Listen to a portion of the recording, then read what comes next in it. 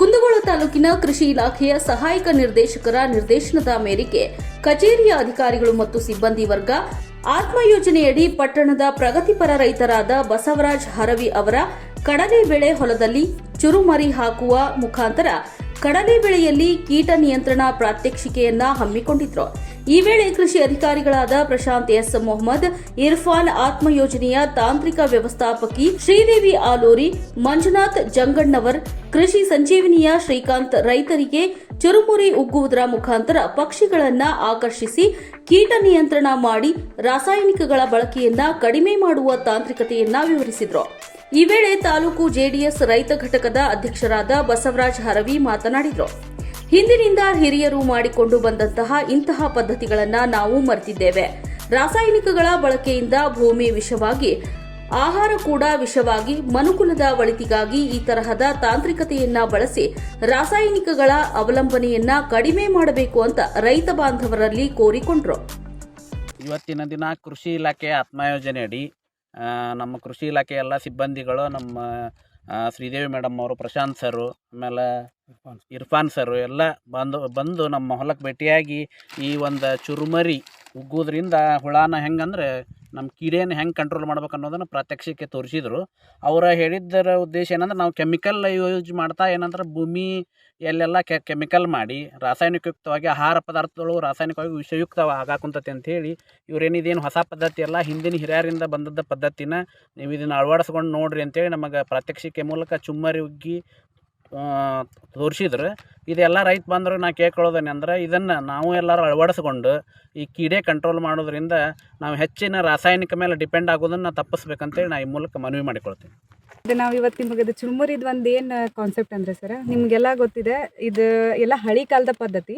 But ಆದರೂ ಇದು ಸ್ವಲ್ಪ ಈಗ ಎಲ್ಲರೂ ಮರ್ತಿದ್ದಾರೆ. ಇದೇನು ಹಾಕೋ ಉದ್ದೇಶ ಏನಂದರೆ, ಇವಾಗೇನು ಇದು ನಾವು ಚುಮ್ಮರಿ ಹಾಕ್ತೀವಲ್ರಿ, ಆವಾಗ ಪಕ್ಷಿಗಳು ಹಾರಾಟ ಬರ್ತಾವಲ್ಲ, ಈ ಕೀಡಿಗಳು ಹಸಿರಿರುತ್ತೆ ರೀ, ಆಮೇಲೆ ನಮ್ಮದು ಈ ಬೆಳೆಗಳು ಹಸಿರಿರ್ತೈತೆ.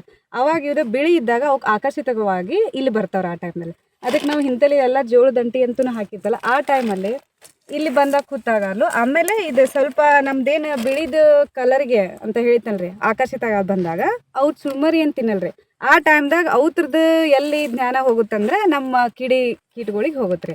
ಅದ್ರದಿಂದ ಏನಾಗ್ಬಿಡುತ್ತೈತೆ ಅಂದ್ರೆ ನಿಮ್ದು ಕೀಡಿ ಬಾಧೆ ಸ್ವಲ್ಪ ಕಡಿಮೆ ಆಗುತ್ತಂದ್ರೆ. ಅದಕ್ಕೆ ಇದು ಮೇನ್ ಇದ್ರದ್ದು ಕಾನ್ಸೆಪ್ಟ್ ಅಲ್ಲ ಸರ್. ಈಗ ನಮ್ಮ ಶ್ರೀದೇವಿ ಮೇಡಮ್ ಅವ್ರು ಹೇಳ್ದಂಗೆ ಇದೇನಪ್ಪ ಅಂತಂದರೆ, ಇದು ಮೊದಲಿಂದನೂ ಇದ್ದಂಥ ಒಂದು ಟೆಕ್ನಿಕ್ಕೆ, ಇದು ಯಾವುದೂ ಹೊಸದಲ್ಲ ಸರ್. ಈಗೇನಪ್ಪ ಅಂದರೆ, ಈಗ ಎರಡು ಮೆಥಡ್ ಆಫ್ ಕಂಟ್ರೋಲನ್ನು ನಾವು ಮಾಡ್ತೀವಿ ಜಮೀನುಗಳಲ್ಲಿ. ಸಾಮಾನ್ಯವಾಗಿ ಒಂದು ರಾಸಾಯನಿಕ ಉಪಯೋಗಿಸೇ ಈಗ ಎಲ್ಲರೂ ಮೆಜಾರಿಟಿ ರಾಸಾಯನಿಕವಾಗಿ ಉಪಯೋಗಿಸೇ ಮಾಡ್ತಾಯಿದ್ದೀವಿ.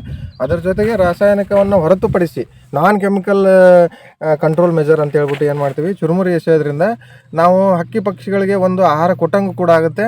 ಆಮೇಲೆ ಅದೇ ಒಂದು ಮೂಮೆಂಟಲ್ಲಿ ಏನಾಗುತ್ತೆ, ನಮ್ಮ ಜಮೀನುಗಳಲ್ಲಿ ಕಡಲೆಗೆ ಮೇಜರಾಗಿ ಸಿಕ್ಕಾಪಟ್ಟೆ ಕೀಡೆ ಬಾಧೆ ಇರುತ್ತೆ. ಸೊ ಈ ಚುರುಮುರಿ ಎಸ್ದಾಗ ಅದು ಒಂದು ಫುಡ್ ಸಿಗುತ್ತಪ್ಪ ಅನ್ನೋ ಆಸೆಗೋಸ್ಕರ ಹಕ್ಕಿ ಪಕ್ಷಿಗಳು ಬಂದಾಗ ಚುರುಮುರಿ ಬಿಟ್ಟು ಏನು ಮಾಡ್ತವೆ, ಕೀಡೆ ಕ್ರಿಮಿ ನಮ್ಮ ಎಲ್ಲ ಕೀಡೆಗಳನ್ನ ತಿನ್ಲಿಕ್ಕೆ ಶುರು ಮಾಡ್ತವೆ. ಸೊ ಅಲ್ಲಿಗೆ ನಮಗೆ ಡಬಲ್ ಎಫೆಕ್ಟ್ ಆಗುತ್ತೆ. ಒಂದು, ಈಗಿನ ಒಂದು ಕಾಲದಲ್ಲಿ ಹಕ್ಕಿ ಪಕ್ಷಿಗಳಿಗೆ ಆಹಾರ ಇಟ್ಟಂಗೂ ಆಗುತ್ತೆ, ಅವರ ಜೀವ ಸಂತತಿ ಉಳಿಸ್ದಂಗೂ ಆಗುತ್ತೆ.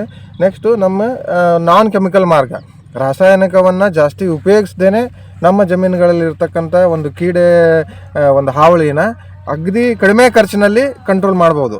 ಸೊ ಹಾಗಾಗಿ ದಯವಿಟ್ಟು ಎಲ್ಲ ರೈತ ಬಾಂಧವರು ಇದ್ರದ್ದು ಒಂದು ಟ್ರೈ ಮಾಡಬೇಕು, ತಮಗೆ ಇದ್ರ ಒಂದು ಉಪಯೋಗ ಮಾಡ್ಬೇಕು. ಇವತ್ತು ಇದು ಒಂದು ಹಳೆಯ ಪದ್ಧತಿ, ಇದು ಚುರುಮರಿ ಉಗ್ಗೋದು ಏನೈತಿ ಮೊದಲಿನ ನಮ್ಮ ಅಜ್ಜ ಮುತ್ತಜ್ಜರೆಲ್ಲ ಮಾಡ್ತಿದ್ರು. ಇತ್ತಿತ್ತಲಾಗಿ ನಾವೆಲ್ಲ ಒಂದು ಏನು ಹೊಸ ಒಂದು ತಂತ್ರಜ್ಞಾನಕ್ಕೆ ಬಂದಿರೋದ್ರಿಂದ ಇವನ್ನೆಲ್ಲ ಮರೆತುಬಿಟ್ಟಿವಿ ನಾವು. ಅದಕ್ಕೆ ಇದು ಏನೈತಿ, ನಾವು ಇದನ್ನು ಚುರುಮರಿ ಹಾಕೋದ್ರಿಂದ ನಮ್ಮ ಹೊಲದೊಳಗೆ ಹುಳ ಕಂಟ್ರೋಲ್ ಆಗುತ್ತೆ ಅನ್ನೋದು ಒಂದು ಹಳೆ ಪದ್ಧತಿ ಇತ್ತು.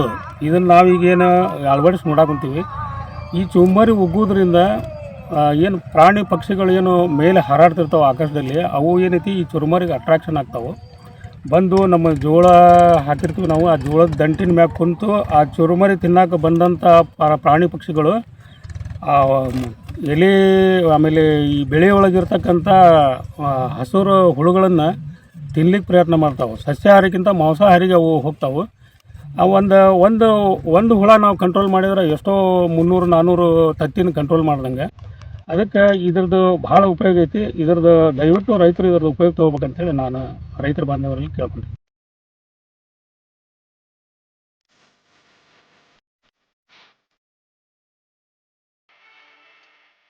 ನೀವು ನೋಡ್ತಿದ್ದೀರಾ, ಇದು ನ್ಯೂಸ್ 88 ಕನ್ನಡ, ಸುದ್ದಿಯ ಜೊತೆ ಸದಾ ನಿಮ್ಮೊಂದಿಗೆ.